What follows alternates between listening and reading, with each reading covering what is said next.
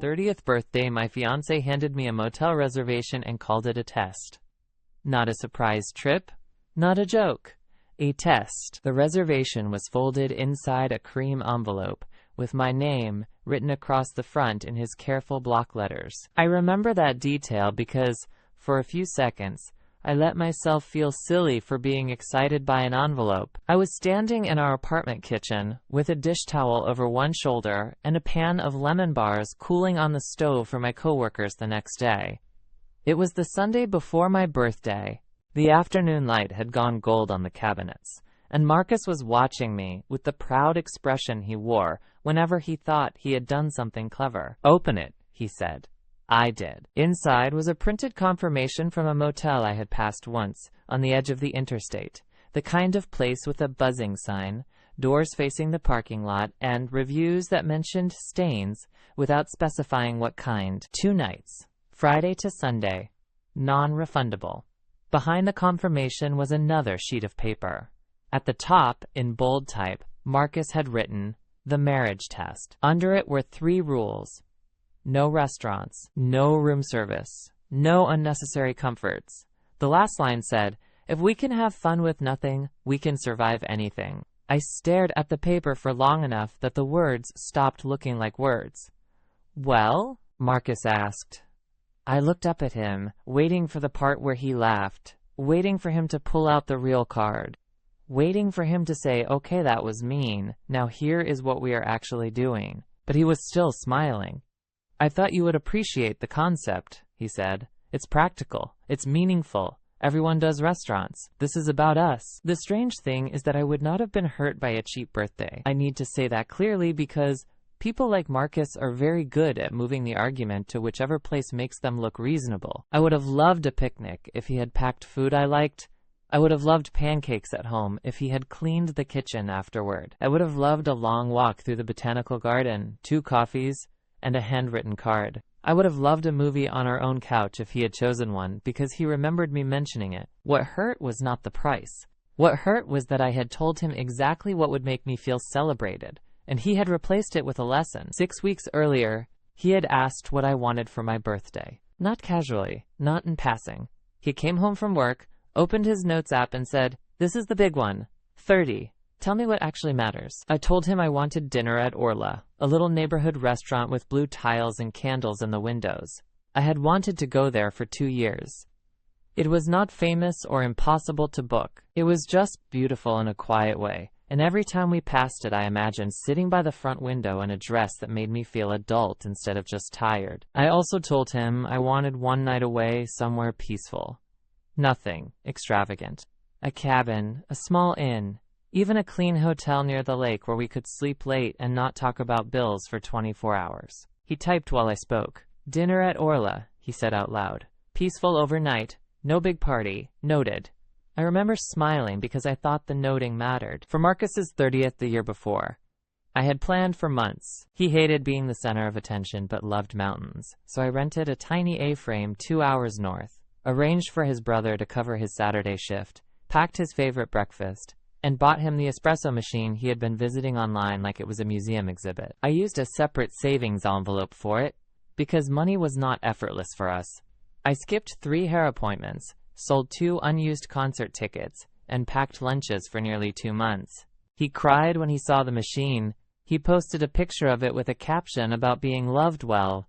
I kept that screenshot longer than I should have because I was proud of myself, not of the money, of the attention. I had listened. I had gathered small clues. I had made him feel known. So when he asked what I wanted, I thought maybe, finally, I would be known back. Instead, I was holding a motel reservation and a worksheet about toughness. "Marcus," I said carefully, "what happened to Orla?" His smile shifted, not disappearing, but tightening. "I canceled it." "You canceled it." Restaurants are a scam on birthdays. They overcharge because people are emotional. I looked down at the paper again. "And the lake?"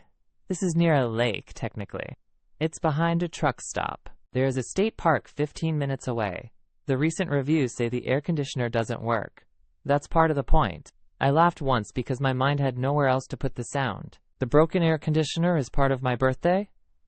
"Part of the challenge," he said. You are making it sound worse than it is. That was the first warning bell.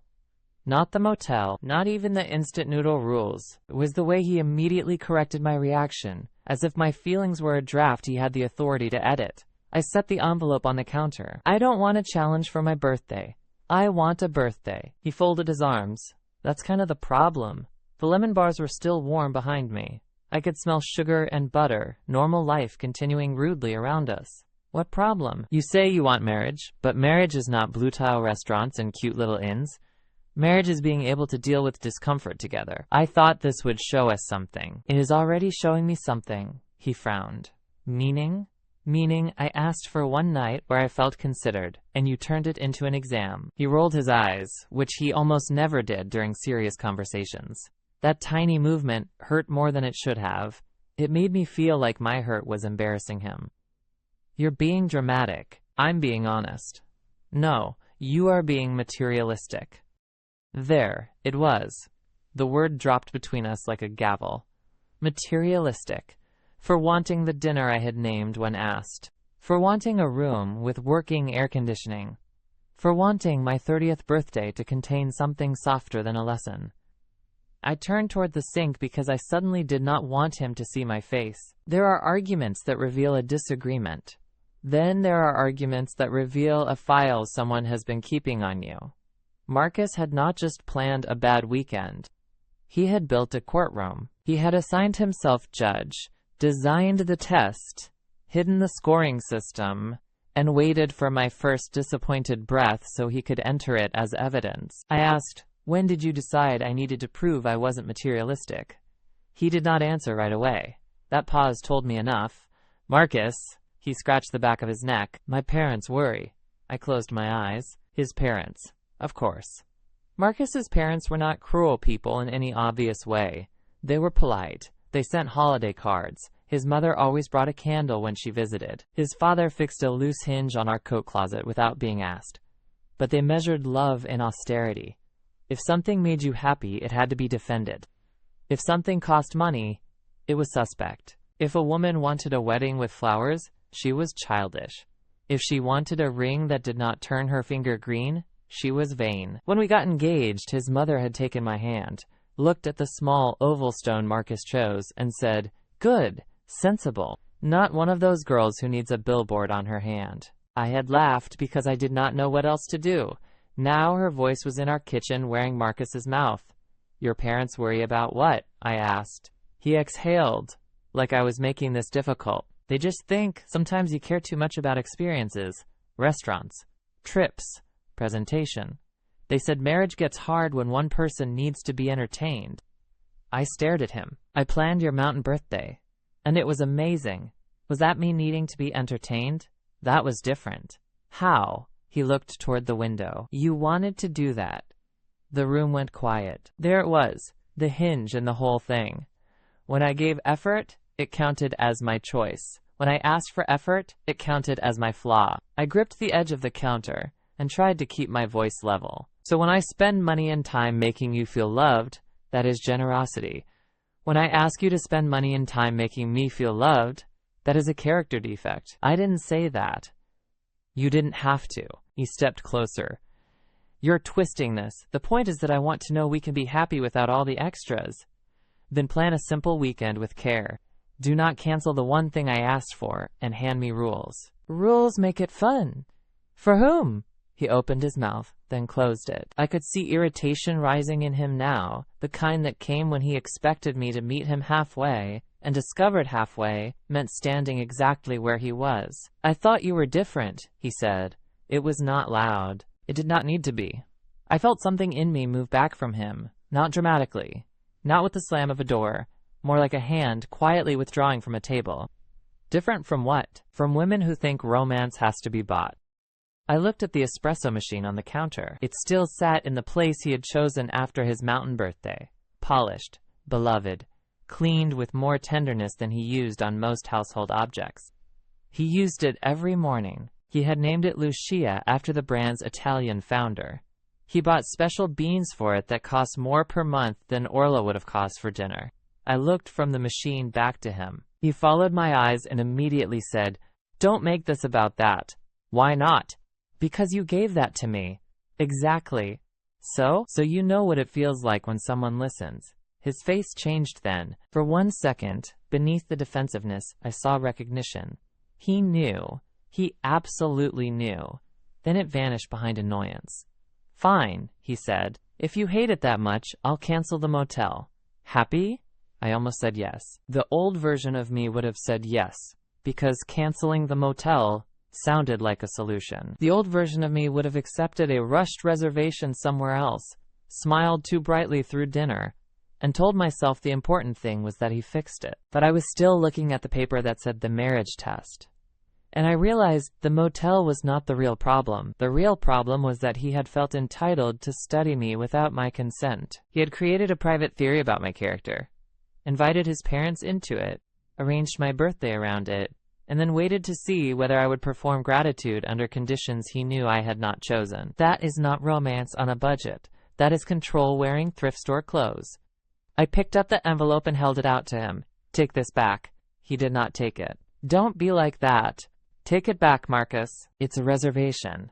It is a test. You labeled it. His eyes flicked to the engagement ring on my left hand. Mine followed. The ring was simple, sensible, as his mother had said. I loved it because I thought it came from him without committee. I had worn it while washing dishes, signing lease forms, bringing soup to his father after surgery, helping his sister move apartments, and addressing envelopes for a wedding I had started to imagine in small, private flashes. Suddenly, it felt less like a promise and more like a question I was still answering. I slid it off. Not because I had rehearsed the gesture, not because I wanted drama, because my finger needed air. Marcus went pale. What are you doing? I am not taking a marriage test on my birthday. Put that back on. No, you are overreacting. Maybe. But if this is the kind of marriage you are offering, I need to know why I would pass. He stared at the ring in my palm. You're really going to throw us away over a weekend? That sentence almost worked. It had the shape of heartbreak. It had the weight of 4 years. It carried every photograph on our fridge, every shared grocery list, every sleepy Sunday when he made toast and kissed the back of my neck as if the world were simple. But it was also a trick. I was not throwing us away over a weekend. He was asking me to overlook what the weekend revealed. I closed my fingers around the ring. I'm asking you to hear me without prosecuting me. I do hear you. You want expensive things. The last thread snapped so quietly I almost missed it. I placed the ring on the counter beside the envelope. I want effort without contempt. He looked as if I had slapped him. For the next hour, the apartment became a place where every object chose a side. The espresso machine hummed on the counter. The lemon bars cooled into neat squares I no longer wanted to share. The printed reservation sat between us like a small, ugly flag.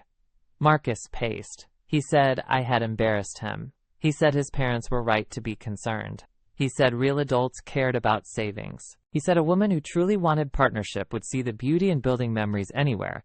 He said I had failed a simple exercise. He said I was making him question everything. I said very little. That surprised both of us. Usually I explained. I over-explained. I built bridges out of paragraphs. I made sure no silence was sharp enough to cut anyone. But that day, every sentence he offered made the bridge shorter. Finally, he called his mother. He did it in front of me, which told me he expected reinforcements to end the conversation. Mom, he said, putting her on speaker before she even answered fully. Can you please tell Elena that a budget weekend is not abuse? I laughed then, not because it was funny, because the word abuse had not left my mouth. He had introduced it like a shield against an accusation I had not made. His mother sighed my name in that careful way some people use when they want to sound kind while stepping on your foot. Elena, honey, birthdays become less important as you mature. I looked at Marcus. He would not meet my eyes. She continued, marriage is about sacrifice. If you cannot enjoy a modest trip with the man you love, perhaps you should ask yourself what you are expecting from him. I said I expected the dinner he told me he booked. There was a pause. Well, she said, plans change. He changed them to test me. That word sounds harsh. It is the word on the paper. Marcus reached for the sheet as if hiding it after the fact would change the room. I moved it out of his reach. His mother cleared her throat. Maybe the label was unfortunate. That sentence saved me. Not because it was supportive. It was not. It saved me because I heard exactly what my future would sound like if I stayed. Every hurt would become an unfortunate label. Every boundary would become a misunderstanding. Every time Marcus wrapped judgment in principle, someone would ask me to be mature enough to pretend it was wisdom. I picked up my phone and ended the call. Marcus stared at me. "Did you just hang up on my mother?" "Yes." "You can't do that." "I can. I did." His expression hardened. "This is who you really are." For once, the sentence did not frighten me. Maybe because I wondered if he was right. Just not in the way he meant. Maybe this was who I really was, a woman who could love someone deeply and still refuse to be graded by him, a woman who could appreciate simplicity without accepting deprivation as theater, a woman who could admit that a cheap motel was not the injury.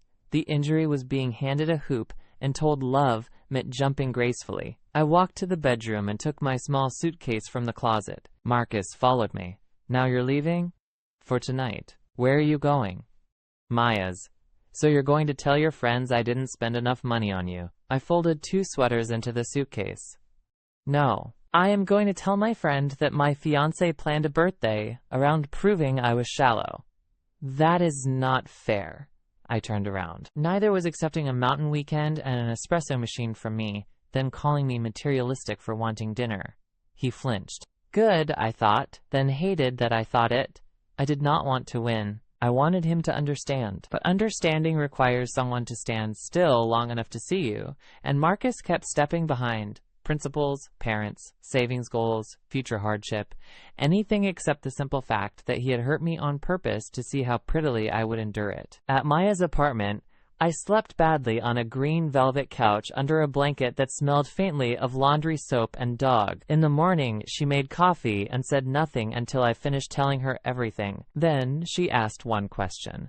If you had smiled and gone along with it, what would he have learned?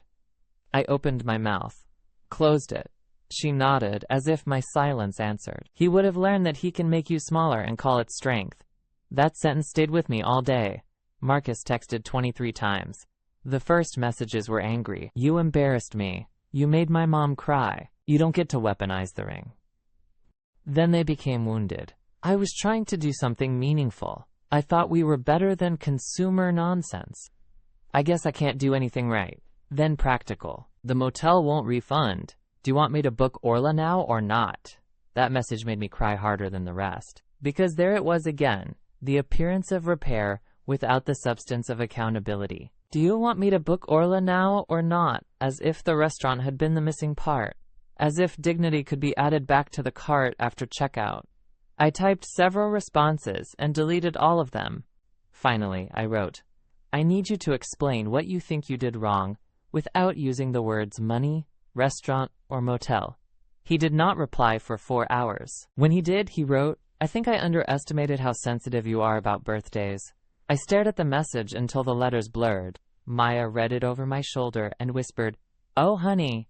Not dramatically, just sadly. That was the moment I understood he did not see the test as the wound. He saw my reaction as the inconvenience. I stayed at Maya's for 3 nights.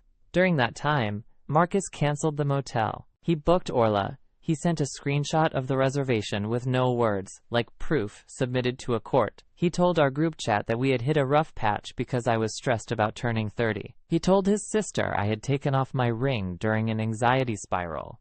He told his father relationships were hard when one person had expensive expectations. People began texting me gentle little messages. Birthdays can bring up a lot. Marcus loves you, he just shows it differently. Don't let one misunderstanding ruin something good. Each message felt like another copy of the test. Another person asking whether I could be pleasant under pressure. So I did the thing I had avoided because I thought it would be too harsh. I took a photo of the worksheet. The marriage test. No restaurants, no room service, no unnecessary comforts. If we can have fun with nothing, we can survive anything.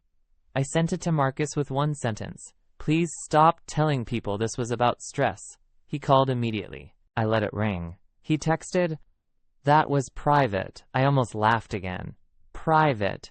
My character assessment had been private. His mother's verdict had been private. The group chat explanation had apparently been public enough, but the paper he wrote with his own hands was private because it made the story less flattering.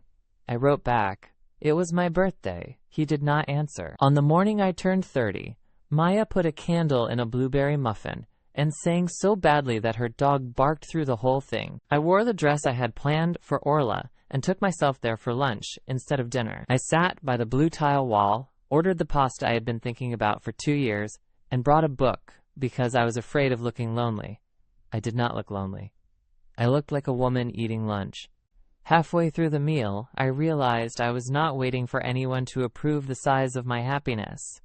That realization was quiet, but it was not small. Marcus came by Maya's that evening, with flowers from a grocery store and the ring in his pocket. He asked to talk in the hallway. Maya offered to stay within screaming distance. I told her it would be fine. He looked tired. So did I. "Happy birthday," he said. "Thank you." He held out the flowers. I took them because they were flowers, and flowers had not done anything wrong. For a moment, we were just two people who had loved each other, standing under bad apartment lighting. Then he said, "I still think you overreacted, but I should not have used the word test." There it was. The unfortunate label. I asked, "Do you think the problem was the word?" He rubbed his face. "I think the word made it sound worse than I meant it." "What did you mean?" "I meant that marriage will not always be comfortable. I know that. Do you?" The question was soft, almost pleading, but it carried the same old assumption. He still believed I needed to prove it. I looked at the man I had nearly married.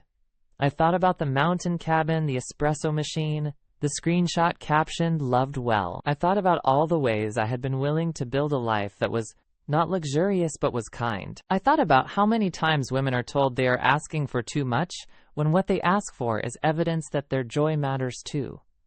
"Marcus," I said, "life will test us. Illness will test us. Rent will test us. Grief will test us. We do not have to invent cruelty to practice endurance."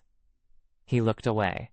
I took the ring from his open palm and held it for a final time. It was still beautiful. That was the unfair part. Objects do not become ugly just because the promise attached to them breaks. "I loved you," I said. "Loved?" My throat tightened. "I love you, but I do not trust what you call love." His eyes filled. Mine did too. "So that's it?" "For now, yes." "Over a birthday." I shook my head. "Over the fact that you still think that is what this was." I placed the ring in his hand and closed his fingers around it. Not gently exactly, but carefully. I did not want to throw it. I did not want a scene he could turn into proof. I wanted the ending to be clear enough that even I could not misremember it later as a conversation waiting to be fixed. He left with the flowers still in my hand. I kept them. That may sound strange, but they opened 2 days later, yellow and ordinary, and I liked them.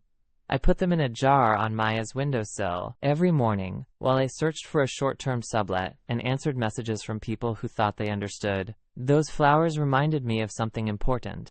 A gift can be nice and still not be enough. An apology can be polite and still not contain repair. A person can love you and still believe your needs are suspicious. The week after my birthday, Marcus sent one final long email. He said he hoped I would someday see that he had been trying to protect our future from shallow habits.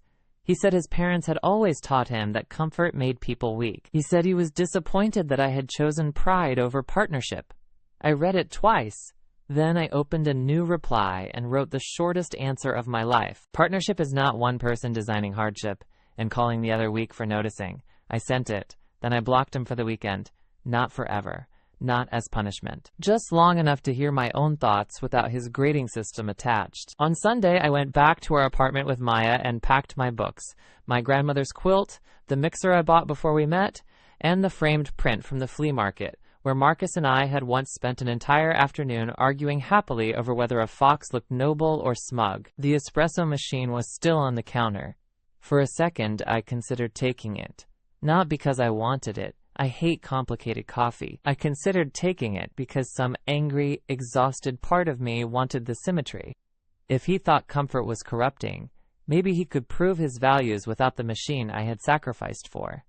But I left it, not out of generosity, out of clarity. I was not leaving because he had received too much from me. I was leaving because he had turned receiving from me into proof of his worth, then turned my asking into proof against mine. That was the ledger I needed to close. My 30th year began in a friend's guest room with most of my things in labeled boxes and no engagement ring on my hand. It did not feel triumphant. It felt humiliating, then peaceful, then sad, then peaceful again. Healing was not a dramatic montage. It was changing my mailing address. It was telling the venue we would not need the tour appointment. It was returning the wedding magazines I pretended I had bought ironically. It was learning which friends could hear the whole story without shrinking it into a difference of love languages. A few people said Marcus would have learned from it if I had stayed. Maybe. But I kept thinking about Maya's question. If I had smiled and gone along with it, what would he have learned? He would have learned that my disappointment could be renamed entitlement. He would have learned that my birthday could be used as a classroom. He would have learned that a ring gave him permission to test whether I could be grateful for less than care. And I would have learned to distrust every want before speaking it. That is too high a tuition for marriage. Months later, on a rainy Tuesday, I finally went back to Orla for dinner with Maya. We sat by the front window. The blue tiles were exactly as pretty as I had imagined. The pasta was good, not life-changing, because restaurants rarely carry the emotional weight we place on them. We ordered dessert, even though we were full. When the check came, Maya reached for it. I stopped her. "I want to pay," I said. She studied me for a second. "Because you're proving something?" I smiled. "No, because I'm celebrating something. There is a difference. I wish I had known it sooner. A test asks you to perform worthiness under someone else's rules. A celebration says your joy is reason enough. The motel reservation is gone now. So is the ring." The printed worksheet stayed in my drawer for a while, folded into quarters, until one morning I realized I no longer needed evidence for a decision my body had understood before my mind caught up. I threw it away, not dramatically, no fire, no speech, just paper into trash. And for the first time, the test was finally over. Thank you for watching. If this story pulled you in, do me one favour. Hit like, subscribe, and turn on notifications so the next one finds you the moment it drops. Remember, nothing is ever just what it seems. See you on the next one.